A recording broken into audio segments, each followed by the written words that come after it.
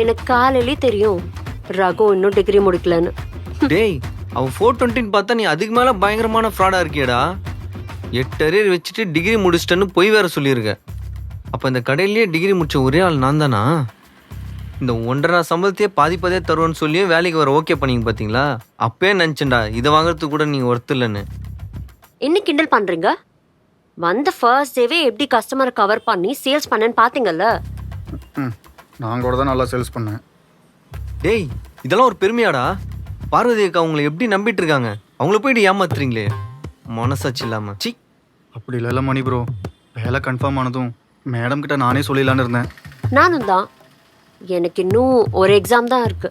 அந்த ஒரு exam clear பண்ணிட்டேன்னா அப்போ நானும் போய் சொன்னதா அர்த்தம் ஆகாதுல்ல.